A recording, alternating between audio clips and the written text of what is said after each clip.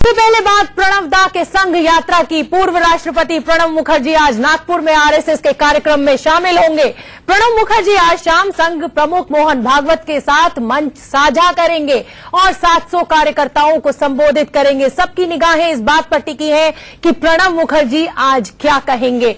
प्रणब मुखर्जी शाम 5:30 बजे संघ मुख्यालय पहुंचेंगे, जहां मोहन भागवत उनका स्वागत करेंगे। सबसे पहले करीब 15 मिनट तक प्रणब मुखर्जी मोहन भागवत और भैयाजी के साथ चाय पिएंगे। उसके बाद प्रणब मुखर्जी संघ के पदाधिकारियों से मुलाकात करेंगे। संघ के संस्थापक बलीराम हेडगेवार को भी श्रद्धांजलि दी जाएगी और शाम करीब 6:30 बजे वो शिक्षा संघ वर्ग में भाषण देंगे। उनका भाषण करीब 20 मिनट का होगा। तो बहुत अहम है प्रणब दा की ये जो बैठक होने जा रही है, जिस अधिवेशन को, जिस दीक्षांत समारोह को वो आज संबोधित करेंगे, उस पर पूरे देश की नजरें टिकी हुई है। लगातार धुर विरोधी रहने वाले कांग्रेस के नेता प्रणब मुखर्जी, जिन्होंने आरएसएस का हमेशा विरोध किया है, आज वो उन्हीं के दीक्षांत समारोह में पहुंचेंगे। तो बहुत दिलचस्पी पूरे देश को है कि आज वो अपने भाषण में क्या कहेंगे। पूर्व राष्ट्रपति प्रणब मुखर्जी आज नागपुर में संघ मुख्यालय जा रहे हैं। सबको इंतजार है कि संघ के मंच से प्रणब मुखर्जी क्या कहेंगे। वहीं पटना में आज बड़ी सियासी हलचल है। बिहार में एनडीए का चेहरा कौन हो,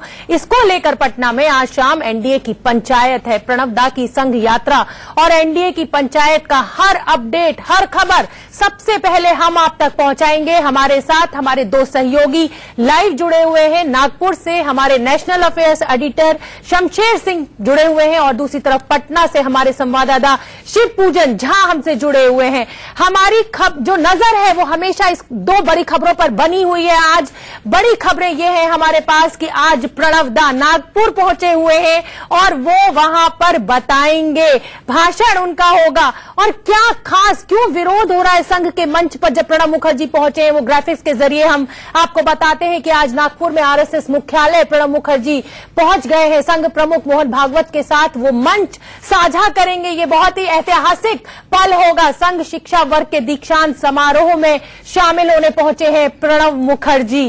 पूर्व राष्ट्रपति है पर कांग्रेस के बहुत कद्दावर नेता हैं। 25 दिन तक चले प्रशिक्षण में 708 स्वयंसेवकों ने भाग लिया है और आज उन्हीं को संबोधित करेंगे। समारोह के बाद स्वयंसेवकों को संबोधित करने जा रहे हैं प्रणब दा। पूरे देश को इस भाषण का इंतजार है और तमाम विरोध भी इसका हो रहा है प्रणब मुखर्जी का। उनकी खुद की बेटी शर्मिष्ठा का क्या कहना है वो आपको बताते हैं। आशा है कि प्रणब मुखर्जी को आज की घटना से आभास हो गया होगा कि बीजेपी डर्टी ट्रिक डिपार्टमेंट कैसे काम करता है। यहां तक कि आरएसएस को भी इस बात का यकीन नहीं होगा कि आप अपने भाषण में उनके विचारों का समर्थन करने जा रहे हैं।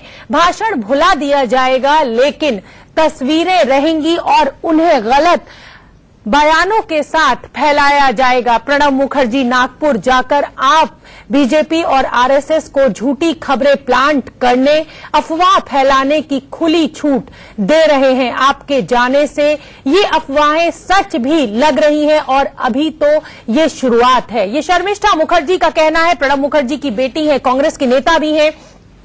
आरएसएस के मंच पर कौन कौन पहुंचा है? साल 1933 में जाकिर हुसैन और जयप्रकाश नारायण पहुंचे थे।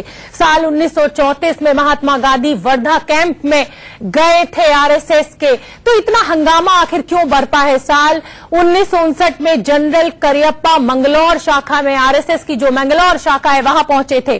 साल 1963 में गणतंत्र दिवस की परेड में जवाहरलाल नेहरू ने आरएसएस को बुलाया था। साल 1965 में शास्त्री ने स्वयंसेवकों को कानून व्यवस्था संभालने के लिए कहा था और दिल्ली की ट्रैफिक व्यवस्था उस समय बहुत अच्छी संभाली थी संघ कार्यकर्ताओं ने। संघ के मंच पर पूर्व राष्ट्रपति नीलम संजीवा रेड्डी दिल्ली के एक कार्यक्रम में शामिल हुए थे। साल 2014 में एपीजे अब्दुल कलाम नागपुर के इस कार्यक्रम में शामिल हुए थे। तो अब सवाल यह भी उठता है कि आखिर इतना हंगामा क्यों है बरपा? महात्मा गांधी वर्धा कैंप में गए थे 1934 में। तो लगातार ग्राफिक्स के जरिए हम आपको बता रहे हैं कि कौन तमाम बड़े बड़े नेता, पूर्व राष्ट्रपति आरएसएस के पहले के कार्यक्रमों में शामिल हो चुके हैं।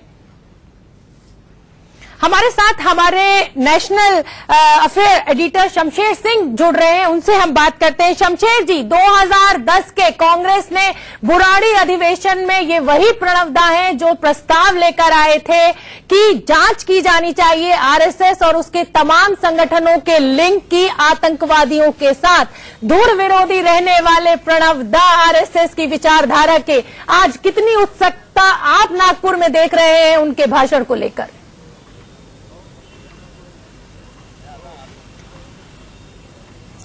देखिए, यही सब वो तमाम चीजें हैं, चाहे वो बुराड़ी अधिवेशन हो या प्रणब मुखर्जी के पहले आरएसएस को लेकर दिए गए बयान, आरएसएस को लेकर उनके जो भी उन्होंने किए थे। आपको याद होगा कि एक बार उन्होंने आरएसएस को सांप तक कहा था। इसके बाद 2 दफा जब आरएसएस को बैन किया गया, दोनों ही समय प्रणब मुखर्जी सरकार में मंत्री हुआ करते थे, अहम भूमिका थी।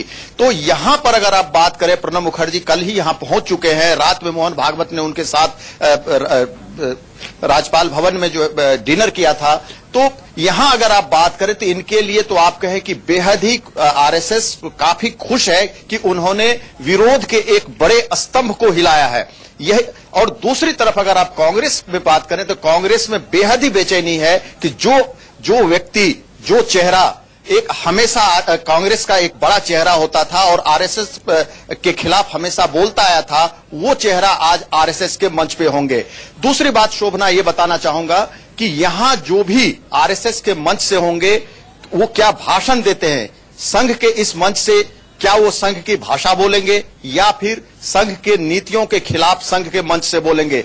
लेकिन जो भी बोलेंगे प्रणब मुखर्जी आज अपने दिल से बोलेंगे, अपने मन की बात करेंगे, क्योंकि न आज वो किसी संवैधानिक दायरे में है, संवैधानिक पद के दायरे में है, न ही कोई पार्टी लाइन के दायरे में है, यानी पूर्व राष्ट्रपति हैं, न किसी पार्टी के हैं वो। तो ये डर भी कांग्रेस को सता रहा कि कहीं प्रणब दा अगर अपने मन की बात यहां बोलते हैं, अपने दिल की बात बोलते हैं, जो कहीं ना कहीं आरएसएस के लिए जाएगा।